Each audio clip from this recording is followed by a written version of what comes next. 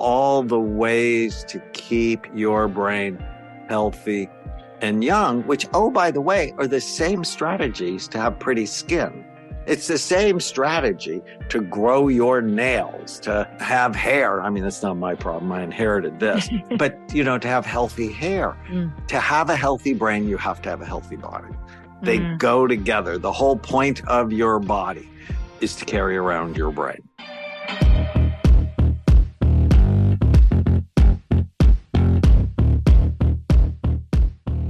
Welcome back. I am so glad you're here. And if you have been feeling like you are anxious when you get up in the morning, if you're not feeling very present in your life, if you're feeling like you are so focused on all of the things that you have to do, but feel like you're never doing enough, I'm telling you, I want to send you the biggest tool that has changed my life. All you have to do is go over to Instagram and message me the word power, and I want to send you our Power 9. This is a ritual that completely changed my life, and the way that we came up with it was because Chris and I were walking around our neighborhood, and there's a bunch of lakes in our neighborhood that we were at the time, which was in Minneapolis, and I was on this walk, and I was panicking, and it was morning, and I just had my coffee, and I was going to the same type of morning that I always went into, anxious, overwhelmed, focused on what I didn't have and what I had to do and what I wasn't getting done and what I felt like I couldn't do, and didn't understand why all of these other people were having the things that I wanted and I didn't have them. And Chris looked at me and said, he's like, I can't do this with you anymore. You wake up like this, you go through your whole day like this, you go to bed like this. And I was like, I do wake up like this. I need a change.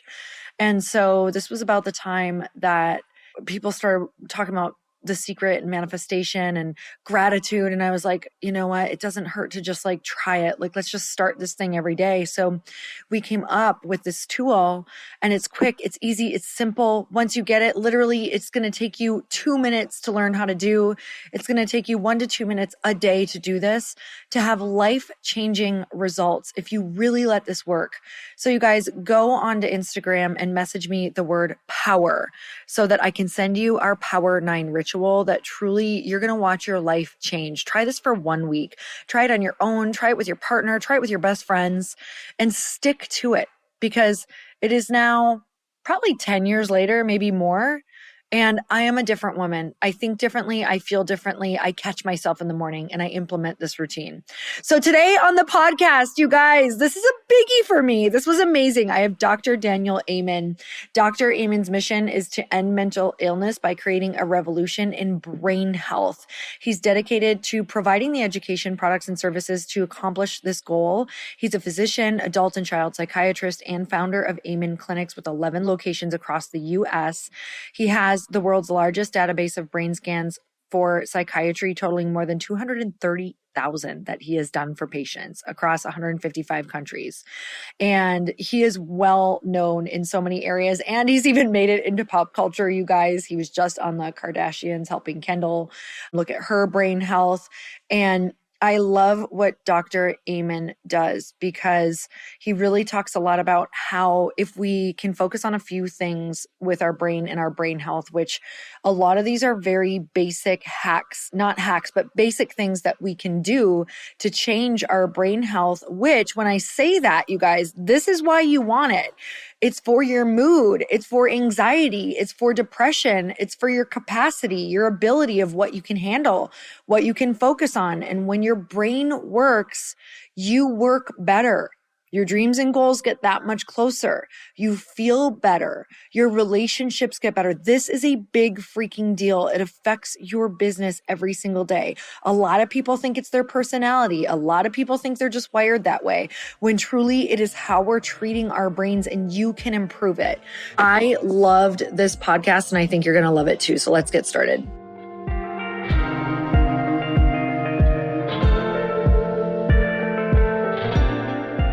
Daniel, I'm so excited to have you on the podcast. Thank you so much for coming on. Well, thank you, Lori. Thank you for helping me spread the message of brain health. We need it now more than ever before.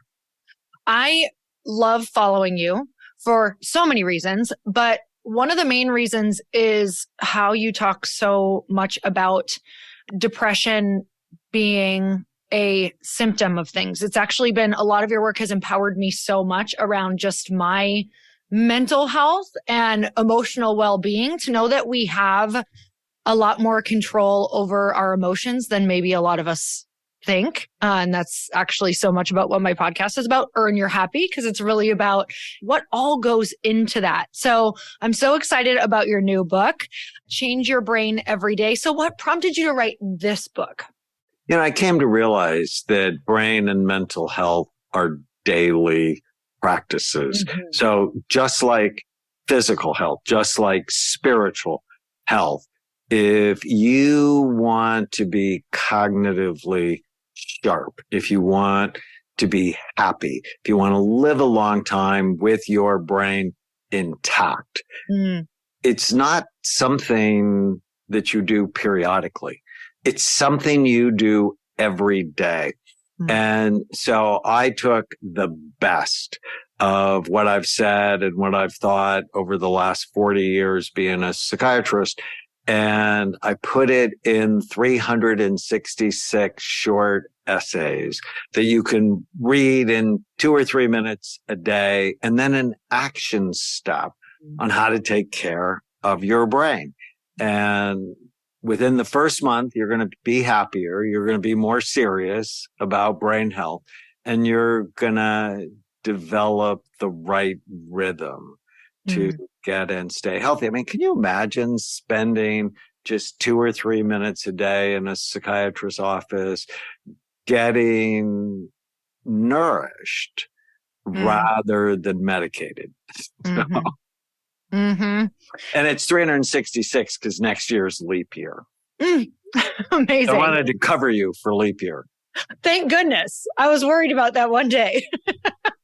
I love just even looking at it that way, that, because we think, okay, we got to try to eat right. We got to drink our water. We got to go for our walk. Like, we have all these things in check, but I love really looking at it as, what are the things I'm doing specifically for my brain health?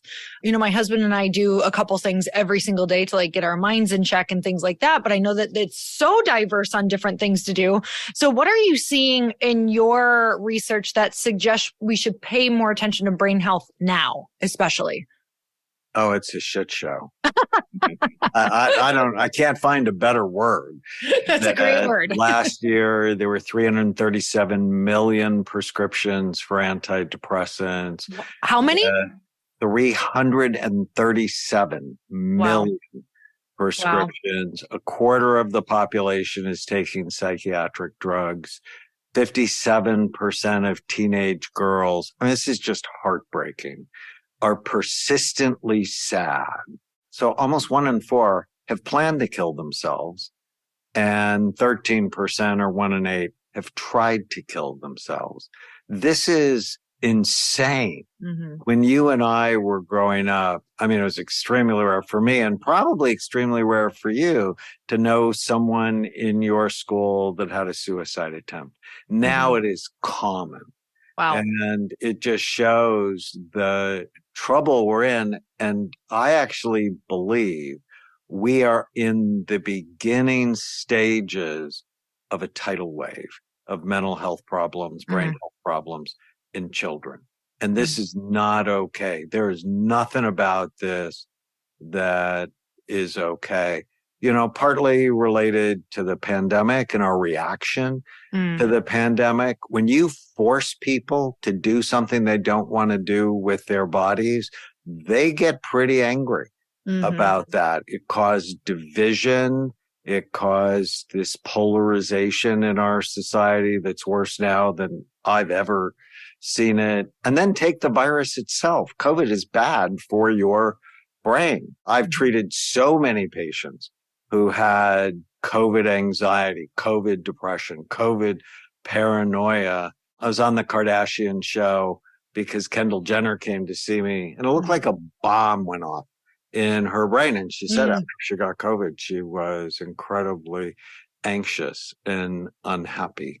If you take that pandemic, COVID, the digital addictions where people are constantly comparing themselves to false idols. I mean, they're false, right? They're algorithms written by the technology industry to hook your attention that basically makes you feel bad. So they sell you stuff and mix that with the toxic products we put on our bodies, the toxic food Americans are eating. Last night, I went to the Newport Mesa Education School Board of Education because my niece, who I adopted, got a special award. The number of unhealthy people there just really concerned me because these are higher education people. And so looking at the shit show that is our society, going, something's got to change. So you look at brain scans. What is that? For anybody that doesn't know, what exactly do you do? How do you look at them? And how has that really made you like rethink your practice as a psychiatrist? So 1991, I'll go back before then. When I was 18, Vietnam was going on and I became an infantry medic where my love of medicine was born. But about a year into it, I realized I didn't like being shot at. It wasn't my thing. And I got retrained as an X-ray technician and developed a passion for imaging. As our professors used to say, how do you know unless you look? And I loved that. I'm a very visual person. And then I got out of the Army in 1975 and finished college, went to medical school. And when I'm a second-year medical student, someone I deeply love tries to kill herself. And I was horrified. I took her to see a wonderful psychiatrist, and I came to realize if he helped her, it wouldn't just help her, that ultimately it would help her children and even her grandchildren as they would be shaped by someone who was happier and more stable. So I fell in love with psychiatry because I realized it has the potential to change generations of people. And so I'm in this for the right reasons. But I fell in love with the only medical specialty that virtually never looks at the organ it treats. Think about that. Interesting. Cardiologists look, your orthopedic doctor looks, your GI doctor looks, your gynecologist looks, everybody looks, psychiatrist. Yes. And I'm like not okay with that. And so when I had the opportunity 32 years ago to start looking at the brain, Lori, it changed everything because what I realized is these are not mental illnesses. They're brain illnesses. Call someone mental and you shame them. Call them a brain and you elevate them. Nobody wants a mental illness. Everybody wants a better brain. So what if mental illness was really brain health? And when you think of it, like you have a mental illness, you're depressed, take Lexapro. You're anxious, take Xanax. When you see it from the other side, you're depressed. Well, why are you depressed? What's going wrong with your brain? Because your brain is the organ of happiness and sadness. You don't think of just grabbing for medication. You're anxious. Well, why are you anxious? What's going on with freaking out your brain rather than Xanax, which is addictive, causes memory problems, and basically will ruin your life, right? Once you start it, so many people have trouble stopping it. And you never want to start something you can't stop. That just doesn't make any sense to me. So I started thinking about natural ways to heal the brain. And then I started thinking about diet and exercise and all the ways to keep your brain healthy and young, which, oh, by the way, are the same strategies to have pretty skin. It's the same strategy to grow your nails, to have hair. I mean, that's not my problem. I inherited this. But, you know, to have healthy hair, to have a healthy brain, you have to have a healthy body. They go together. The whole point of your body is to carry around your brain. This is so close to home for me because at about probably 20 years old, I wanted to start venturing out in the world and doing more. And with that, it flared up a lot of like anxiety. I still had a lot of depression from growing up. I grew up in a really unhealthy family, just physically unhealthy, which was giving me a lot of these results, anxiety, depression, just thinking that that was who I was. Like growing up in my family, there was a lot of talk about this is who we are. This is how we are. It just runs in the family. And so instead of, looking at that first, I was like, maybe doctors can help. So I went to the doctor and told them about, I have this anxiety, I have this depression right away without even asking. They just gave me medication. And so the medication it was an anxiety medication. I don't remember which one it was, but that started to bother me. So they gave me another medication. So then I was on multiple medications and not doing okay. Like I actually was feeling much worse than I was feeling before. And this was my moment for me of saying, okay, if this is not working, maybe I should start like really looking into this and advocating and researching what could actually work. And that's really when I started to find more of a healthy lifestyle. And I realized so much of, what I was doing in the food or what I was thinking or all of these different things were giving me this result that I didn't want. So that was a really empowering moment for me just to kind of realize, okay, you're not going to fix it necessarily with a pill. You have to seek outside and look at all of these healthy ways of living. So can you tell me why for you feel like every single day we need to be focusing on our brain? Like what impact is that going to create? Well, every day you're making it better. Yeah. Or you're making it worse. I mean, every single day you're making it better, you're making it worse. I carry around this question all day long. I have a whole series of tiny habits. What's the smallest thing I can do today that will make the biggest difference? And I am happy, I'm successful when I'm making good decisions. And so I ask myself, is this good for my brain or bad for it? And if I can answer that with information and love of myself, love of my family, love of the mission I'm on earth to do, I just make better decisions. And it's like, what do you really want? At your core, at my core, what I want is energy and memory and clarity and connection and purpose and creativity. That's what I want. And alcohol doesn't serve me. I'm huge. There's a whole section in the book on only love food that loves you back. That's good. I don't know if you've ever been in a bad relationship. Yep. I have been in a couple of bad relationships. And, I'm married to my best friend. So I'm not doing that anymore. Same. And she said the only reason she's running is if she's chasing me. So I love that. I have this perfect situation because she was hard to catch. But, I'm damn sure not doing it for food. People go, oh, but I love cheesecake or I love alcohol or I love pizza, but they don't love you back.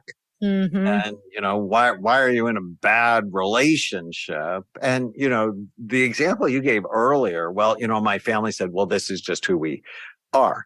I hear that all the time. In my family, I have heart disease and obesity, but I don't have heart disease and I'm not overweight. Why? I'm on a heart disease obesity prevention program every day of my life. I adopted my nieces because their parents were drug addicts. And I drill into them. You need to be on a substance abuse prevention program every day of your life because genes load the gun. It's your decisions that'll pull the trigger. Wow, that's good. Okay, so first I want to ask you, because maybe some people are like, okay, what is my potential for happiness? If I take care of this, if I do the book, if I do these things that he's saying, which we can get a little more into, am I just going to feel happy every day? What's going to noticeably be different? Well, you'll be 30% happier in a month. So we actually did a 30 That's awesome. Okay. I mean, it's like, you'll be happier. Yeah. What's the organ of happiness? It's not your toe and it's generally not your kidneys. Although if they're not healthy, you're not going to be happy. It's your brain. And if you get your brain healthy, your energy is better, your focus is better, your mood is better, you're less anxious and more purposeful. Okay, I want that. So what do? 3 things. The first one is brain envy. You got to care about it. Freud was wrong. Penis envy is not the cause of anybody's problem. I've not seen it in 40 years. He was like 2.5 feet too low. Your body, the only organ where size matters is your brain. And we live in Newport Beach. We have more plastic surgeons here than almost anywhere in the world. I often say we care more about our faces, our boobs, our bellies, and our butts than we do our brain. And that's insane because none of those things are going to make you happy. It's your brain that feels, that creates happiness. So love your brain. That's number 1. Okay. Number 2 is avoid anything that hurts your brain. Right? It's not hard. You just got to know the list. And unfortunately, our society lies to us and says constantly checking your phone equals happiness. No, it equals sadness, right? Any addictions equal sadness because they wear out the pleasure centers in your brain. We could talk about fame and dripping dopamine versus dumping dopamine. Hedonism is actually the enemy of happiness because it dumps dopamine. Marijuana is the enemy of happiness because it dumps dopamine. Alcohol is the enemy of happiness because it dumps dopamine. Ayahuasca is the enemy of happiness because it really dumps dopamine and makes you briefly psychotic. High fat, high sugar foods. Now I'm a fan of fat, just not this kind, the kind that goes into cheesecake, dumps dopamine and decreases happiness. And so you want to drip dopamine, like our conversation makes me happy. So avoid things that hurt it. Know the list. You know, one of the things people don't think about are what are the products you put on your body? What's the deodorant? What's the bath soap? You know, before I was aware, I just go to the Rite Aid and get Suave. And then when I started reading the ingredients, I'm like, you're getting clean and poisoning yourself all at the same time. There's an app. It's a great tagline, by the way. There's an app I like, you might know it, called Think Dirty, which is you can scan your personal products. It'll tell you on a scale of 1 to 10 how quickly they're killing you.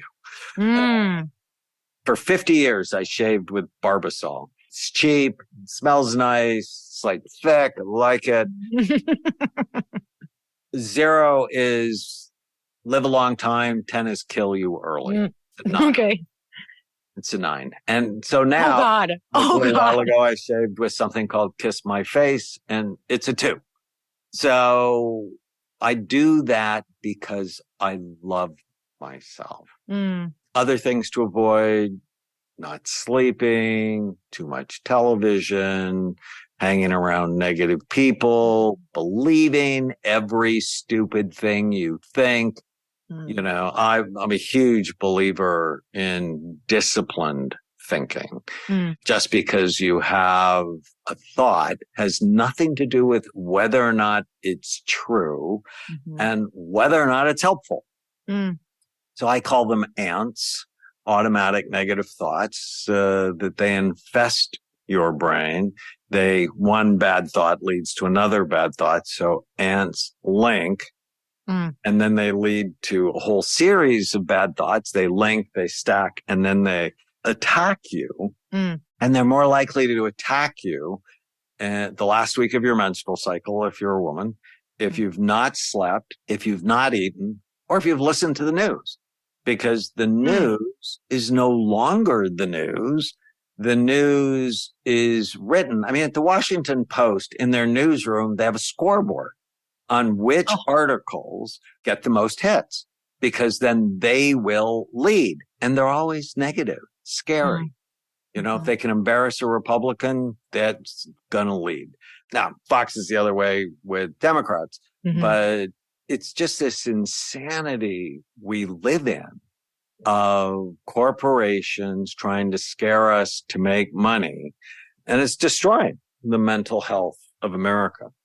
So I have a mnemonic you might like called Bright Minds. They're actually, I think there's almost a month of Bright Minds risk factors in the book. So for example, if you want to keep your brain healthy or rescue it, you have to prevent or treat the 11 major risk factors that steal your mind, like B is for blood flow.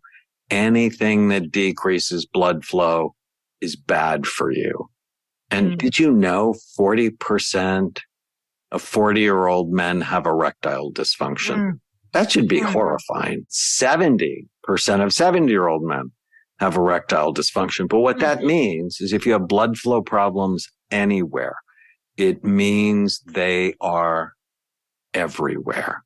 So 40% of 40-year-olds have erectile dysfunction and brain dysfunction. 70% of 70-year-olds have cognitive function problems. This is not okay. So what decreases blood flow? Caffeine, nicotine, high blood pressure, being sedentary.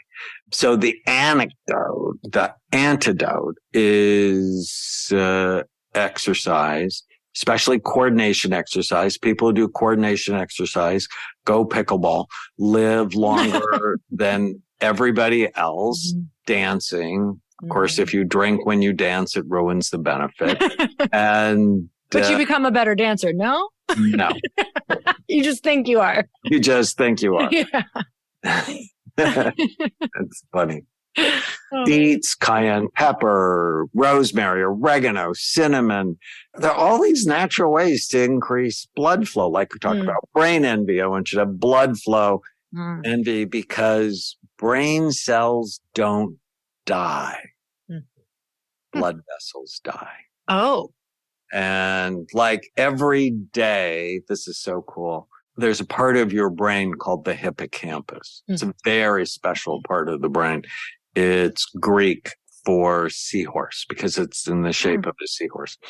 And every day it produces about 700 new baby stem cells every day. Wow. And my 19-year-old daughter, if she's behaving, those stem cells stick around and they grow. But I'm almost 69. And if I'm not really good with my behavior, they all die because I don't have the blood flow to support them. And so blood flow envy is very important to me because I want to keep my memory. Hey, y'all, if you didn't know, Earn Your Happy is now a part of the Growth Day Podcast Network. This is so exciting to me because I have been looking for a really good home for the show for, I can't even tell you, years, literally. And now I've finally been able to come together and collaborate with other people who have incredible shows, and I want to share them with you. One of the shows is Motivation with Brendon Burchard. And you guys, if you don't know about the beginning of my career, I literally started with Brendon Burchard's work. It's how I launched one of my very first online courses and membership sites, was because he gives so much advice that you can integrate and implement immediately. And that's what you're going to get on the show. Not just motivation, but you're going to learn exactly how to get your stuff out in the world. And not just that, but Brendon runs in the most incredible group of humans who are really doing the thing out in the world that you want to be doing. So go check it out. Go subscribe to Motivation with Brendon Burchard. I promise you, this is going to be one of those shows that no matter when you tune in, you're going to get value. Like, it's not one of those that you're like, God, I listened for 30 minutes and I didn't get what I wanted. Like, from the beginning, you're going to get something that changes your life or changes your business. So go check it out. Motivation with Brendon Burchard. I know you're going to love it. I'm obsessed. Okay, so for anybody listening who's like, okay, this is a lot of stuff, do you talk about building particular habits in your book, ways to build good brain habits, like where to start? What's a good spot? So is this good for my brain or bad for it? And if you have children, play games with them. Is this good for your brain or bad for it? So Chloe, my 19-year-old, when she was 2, I would go, let's play Chloe's game. Blueberries, good for your brain or bad for it? She goes, are they organic? She's a kid. And I go, of course they're organic. She goes, God's candy. And if I said avocados, she'd say 2 thumbs up, God's butter. If I said hitting your head with the soccer ball, she'd roll her eyes and go, are you stupid? It's talking back to your redheaded mother. Oh, very bad for the brain. So it's that question. And then, I think you even start a little bit before that with the question I asked earlier. What do you want? And do it in this very specific way. What do you want in your relationships? What do you want at work? What do you want for your money? What do you want for your physical, emotional, and spiritual health? And I do it very specifically that way so people don't get burned out. They get burned out if, what do you want? I want money. And that's their focus. That's a prescription for misery. Actually, one of the lies of happiness is more money will make you happy. That's true up to about $75,000. And then there's just no correlation with happiness and money. So what do you want? Is it good for my brain or bad for it? Does it fit? Like my wife got her first tattoo. I'm a little freaked out by this. But, she got like our daughter's birthday and it was lovely. And I'm still weirded out by it. If I ever get a tattoo, it's going to be, does it fit? Because I just want, so it's not what I should do. So that's the important thing. I grew up Catholic and realized guilt really is not a very effective motivator. Nope. I feel that. But clarity is a motivator by acting in my own best interest. So does it fit? And then start every day with today is going to be a great day. So now you have intention. And when you do that, you feel better. Where you bring your attention always determines how you feel. Where you bring your attention determines how you feel.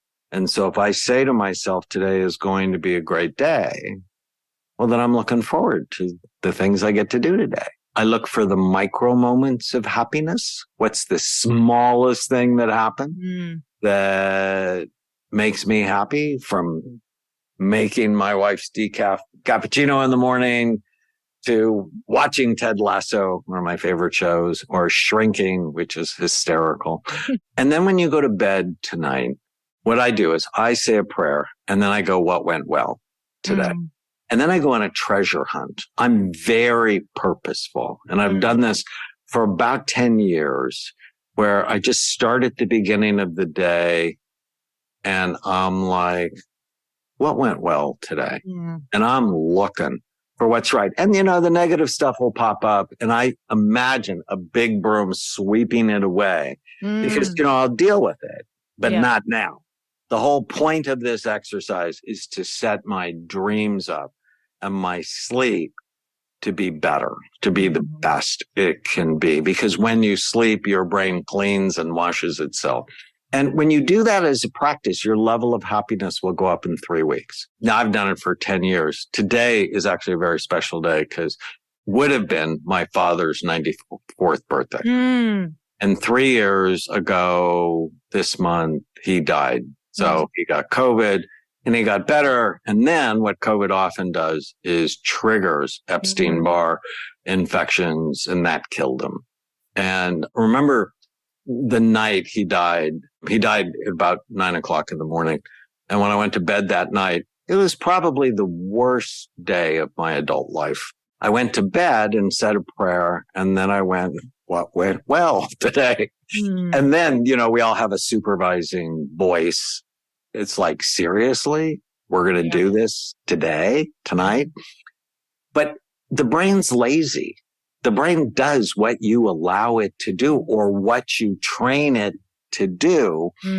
And so right away, I remembered a very funny interaction between my mother and the police officer. And I'd been doing a program with the Newport Beach Police Department, so I knew the police officer that was there.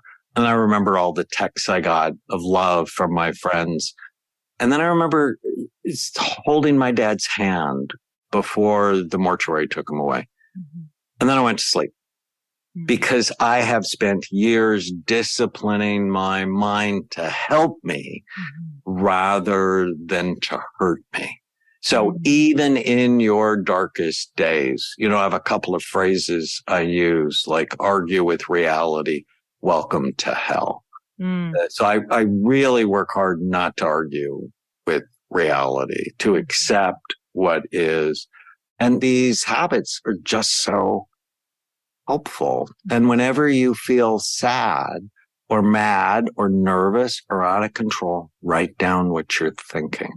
And then ask yourself, is it true?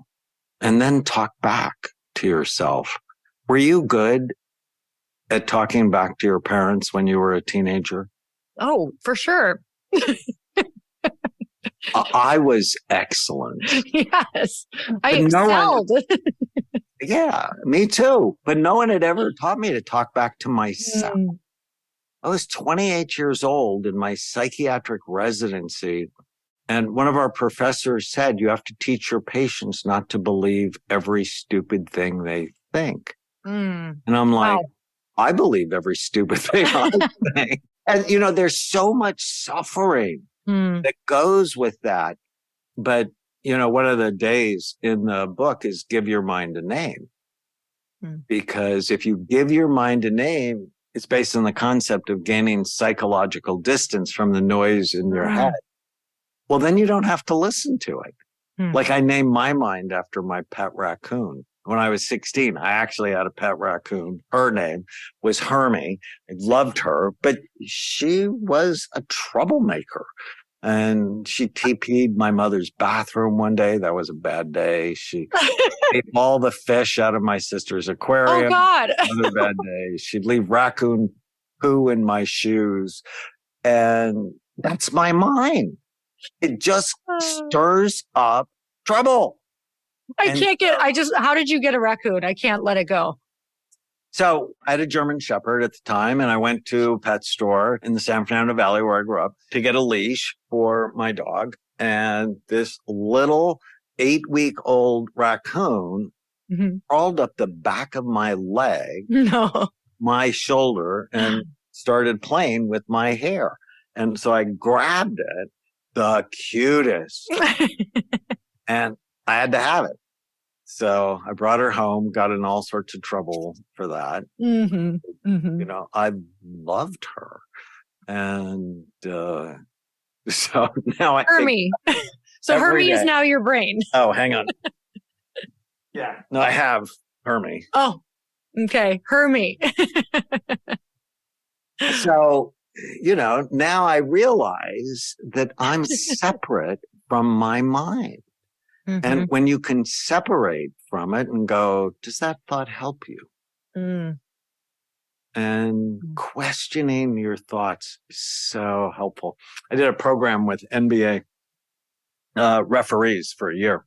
And, they're getting screamed at. And if they make any mistakes, the video plays over and over again on national television. And they can get pretty anxious and pretty sad. I can imagine. That's an intense job. Teaching them not to believe everything they think is so important. So if you have an anxiety disorder, often when you were anxious, you were catastrophizing. In the book, I talk about 9 different types of ants, but the ant of anxiety disorders is fortune telling. And I used to be so good at that. Just predicting the worst, and then I would make it worse. But I teach people how not to attach. And one of the fun things, like I have a lot of haters. I don't focus on them much, but sometimes, I got into a fight with NPR over my work on traumatic brain injury. And even people like NPR organizations like them, they're always looking for what's the controversy. And I remember I was sitting in my office one day going, I hate this.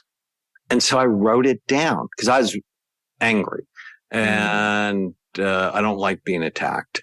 And so I hate this. And I wrote it down. And one of the exercises is flip it to the opposite. I love this. And I started thinking, I love being that person that challenges the status quo. And an organization like NPR is not coming after me unless I have the ball. And I did the big NFL study. When the NFL was sort of lying, they had a problem. And one of my players who read something critical about me, he said, they only try to tackle people with the ball. But if I would have lived believing my thoughts, it would slow me down. It would stop me. It would cause me to become frozen with fear. And you can't change a medical specialty if you're frozen. What are you personally loving or loving learning right now? Is there anything that right now in the mornings you're loving reading or that you're really thinking on or in conversation around with the brain? Well, at the moment, elite brain performance is what I'm really excited about. Eric Spoelstra, the coach of the Miami Heat, heard me on Lewis Howes's podcast and called me up, and I got to train the coaching staff of the Miami Heat. And I love thinking about how to use your brain to be the best. And then to use those principles with all of my patients. So rather than seeing you as messed up, I want to see you as awesome. And I can be on your team and help you be better. So I love that. I'm working with and all of this is public knowledge, Alicia Newman, who's the Canadian pole vaulter, the Olympic pole vaulter. She had a bad concussion. And I do a show, actually, you might want to be on it, called Scan My Brain, where we take influencers, scan them, and work to get their brains as healthy as can be.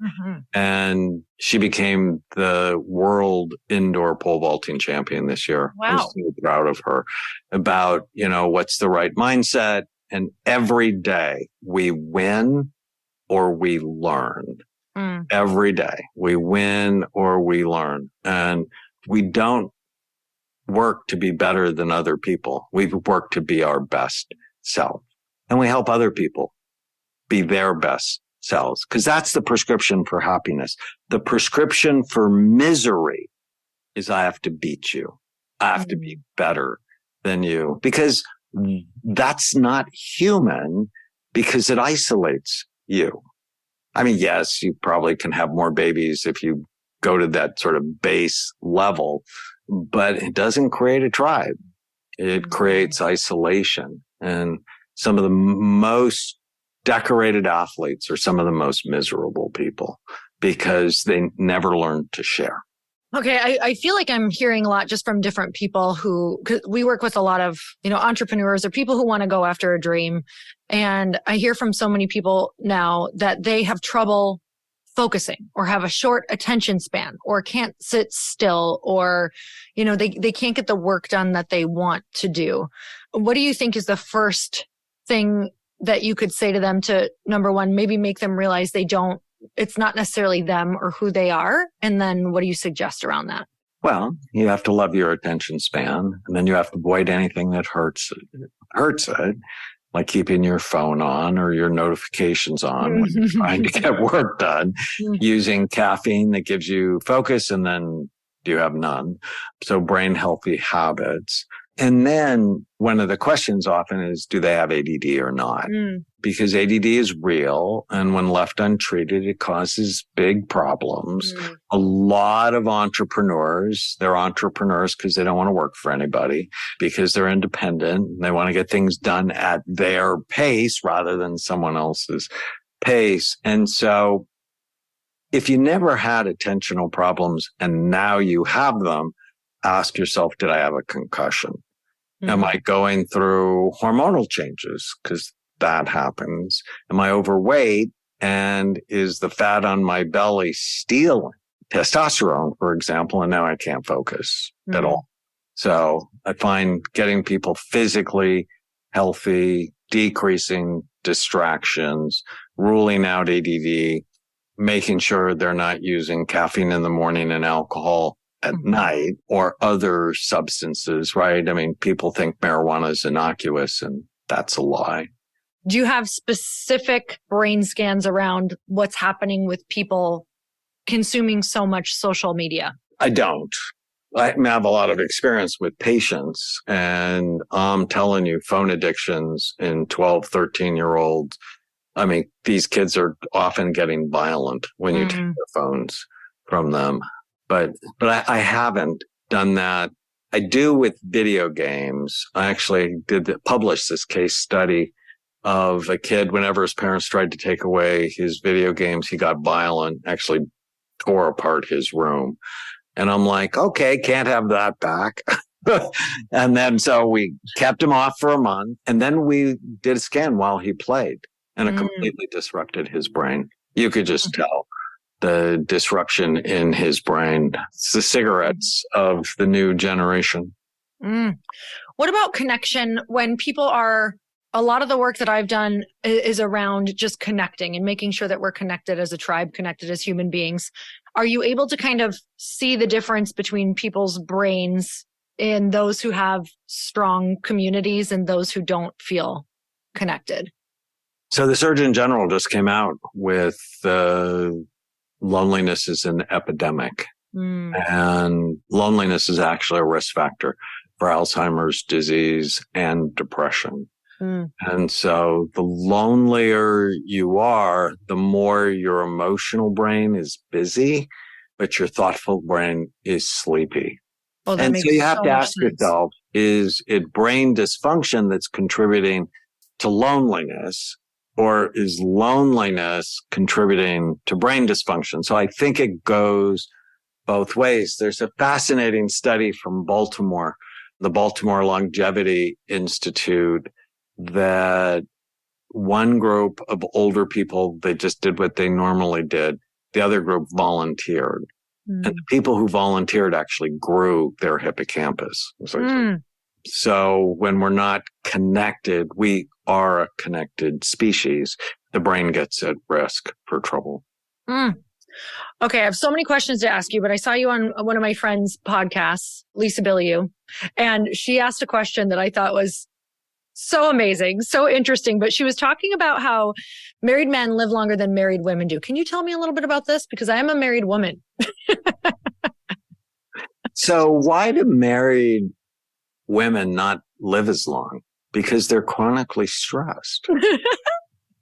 Because they're dealing with men. Why do men live longer? Because their wives are telling them to go to the doctor. Their wives are, now, not always, right? It's a generalization, but it's clearly been my 40 years of experience that your wife is like, should you be drinking so much? Could we be eating? All the things. Could we be eating better? Let's go for a walk.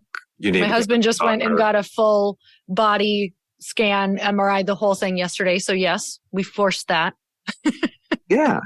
But yeah, you're more likely to take care of yourself. And women, I did a book called Unleash the Power of the Female Brain, which I have 5 sisters, I have 5 daughters, God's cruel trick on me. And so I'm studying it. I published the world's largest imaging study on gender, and we just have different brains. That your brain generally is healthier and it's busier. And you have greater access to the right side of your brain that admits when you have a problem. Now, you might focus too much on problems, but the right side of the brain is that part that sort of puts things together and goes, there's trouble. And so women are more intuitive, but they're also much quicker to see trouble. And do you know what percentage of time, if a couple files for divorce, what percentage is women? No. 75%. It's the woman. Wow. Because she's seeing trouble, Mm. which can be good or it can be bad, Mm-hmm. depending on the lens you're looking through. But, so men have lower levels of anxiety disorders, and men often have too little anxiety. Females often have too much anxiety, but you got to get anxiety right. So if you think of it from 0 to 100, so 0 is no anxiety. 100 is you don't leave your house because you're so anxious. The ideal for most people is about 20. The don't worry, be happy people die the earliest from accidents and preventable illnesses. Wow. Because you drive on the freeway at 120 miles an hour in the rain. You're not like, that's really a bad idea.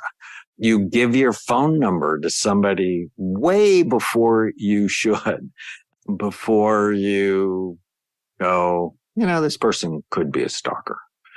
I mean, I don't want people to be so anxious they're unhappy that I want them to be anxious enough they don't make bad decisions. Mm-hmm. All I could think about if Bobby McFerrin is still around, the Don't Worry, Be Happy singer.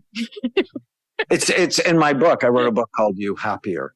And it's the first lie of happiness. Don't be happy. It's like, no, you will be miserable if you don't worry. You need the right dose of worry. Because I've seen a lot of 69-year-old brains and they all look awful. So I need to be serious about my brain health so the gravity of age doesn't come to visit me. I want to read the which I'm going to, the women. What was the women's book that you wrote again? Say it one more time for me. Unleash the Power of the Female Brain. Okay. Can't tell you how many times that I have been, maybe my husband and I will fight about something or talk about something that feels serious. And I'll be like, where are you right now? Why are you so quiet all of a sudden after we were in this in-depth conversation? Like I'm still on it. And he's like, I'm thinking of who I'm going to start on my fantasy lineup. And I'm like, what? How are you able to do that? Like we're in the middle of a fight right now. So because he compartmentalizes it. Yeah. He has little boxes in his brain and you have a string of yarn. It's everything's connected. And for him, it's like, okay, I don't have anything else to say. I'm done. Totally. So now we laugh about it because we see so much of that in our relationship that I'm like, okay, now we get each other. So, okay. Well, I am so grateful for you and all the work that you do and the way that you have committed your life to helping us help our brains and be happier. It's a very large, meaningful topic for me because coming from a place of feeling like you don't have control or this is who you are to understanding, like you said, it's kind of just that understanding and awareness that helps you be able to make those changes and inspires you to change. For me, it's when I read about it and read your stuff and learn what it is. That's what inspires me to make the changes because I understand it and see the science and all of your research and things like that. So I'm so grateful for you. Where can we get the book? So you get Change Your Brain every day, anywhere. Great books are sold. You can learn more about my work at amenclinics.com. So Amen, like the last word in a prayer, clinics.com. You can learn more about your own brain. I have a free brain health assessment, brainhealthassessment.com. Learn what type of brain you have. There's 16 different brain types and all the ways you can care for your brain. Follow me on Instagram or TikTok. Of all places. My 13-year-old niece, she rolls her eyes at me. She's like, all my friends follow you. It's so irritating. She's like, could you just give me a shout out on there at least? Oh, okay. Well, again, so grateful for you. You guys, one of the biggest things we can do is go get the book. It's a gift for him and it's an even bigger gift for you. It's going to change your life. And definitely let him know what your biggest takeaway was from this podcast today. You truly, Dr. Amen, you like dedicate your life to this. I love following you. You have so much fun information on Instagram. For me, it's great. Bite-sized info that makes me feel smarter is awesome. So you guys, his Instagram handle is doc_Amen, AMEN. Let him know what your biggest takeaway was. And until next time, earn your happy. Bye, everyone.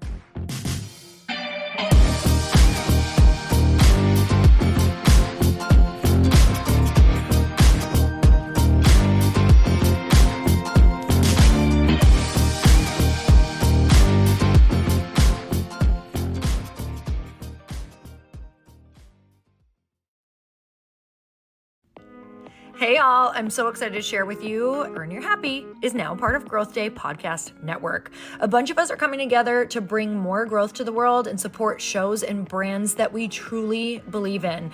And one of my friends is also on the network, and I'd love for you to go subscribe to his show. You guys, Trent Shelton has the most incredible podcast. It's called Straight Up with Trent Shelton, and it's going to remind you that you are built for this. I have heard Trent speak in person multiple times. I've listened to his podcast a ton. He's coming on the show and I literally cannot wait because this man just spits straight fire. It is like truth that goes to your core and makes you take action right away. If you want one of those podcasts that when you're just out on a walk, you can't help but want to start running and run through a wall in your life, this is the show to go listen to. So you guys, make sure that you go subscribe to the show, Straight Up with Trent Shelton. You're going to love it.